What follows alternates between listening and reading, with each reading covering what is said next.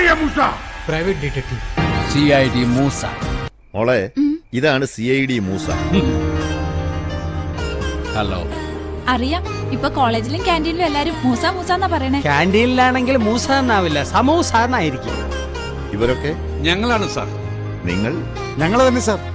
നിങ്ങൾ ആരാണ്? ഇവരൊക്കെ എന്റെ കൂടെ വന്നവരാണ് സാർ. അതെ, ഇവരാരൊക്കെയാണ്? അവരിവരൊക്കെയാണ് സാർ. അവരാരെങ്കിലും ആയിക്കോട്ടെ സാർ. മര്യാദയ്ക്ക് സംസാരിക്കണം. അങ്ങനെ ആരെങ്കിലും അല്ല സാർ.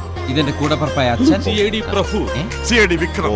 ഇതാ എന്റെ സാമ്രാജ്യത്തിന്റെ കീഴും ബാധ്യതകളുടെ ലിസ്റ്റും എല്ലാം ഇനി നീ തീർക്കണം. ഇത്രയധികം ബാധ്യത. ഒരു ചെറിയ ബോംബെങ്കിലും കണ്ടെടുത്താൽ നിന്റെ കഴിവ് രേഖപ്പെടുത്താം. ആ ബോംബെങ്ങാനും പൊട്ടിയ നിന്റെ മരണം രേഖപ്പെടുത്താം. സംശയകരമായി ആരെ കണ്ടാലും നോ, വെടി വെക്കില്ല സാർ. ഞാൻ എന്ത് ചെയ്യാനാ സാർ? സാറ് പറയണം.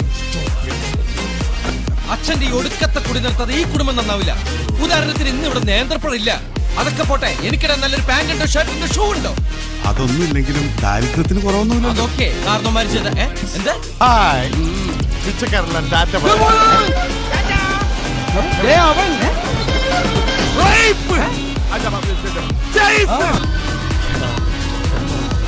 ഹലോ, സാറേ സാർ ഒരു മിനിറ്റ്, ഞാനൊന്ന് എഴുതിക്കോട്ടെ. സാർ ചോദിച്ചോ, ഞാൻ എഴുതിക്കോളാം. ആ flat number 12B, flat number 12B, sky line, Mavelipuram colony. Mavelipuram colony. സാറേ കറക്റ്റ് സ്പോട്ട് ഒന്ന് ആ വെച്ചാൽ കുരിശുപള്ളിക്ക് അപ്പുറം. അപ്പൊ ഒരു മാസം അവിടെ ആരും ഉണ്ടാവില്ല.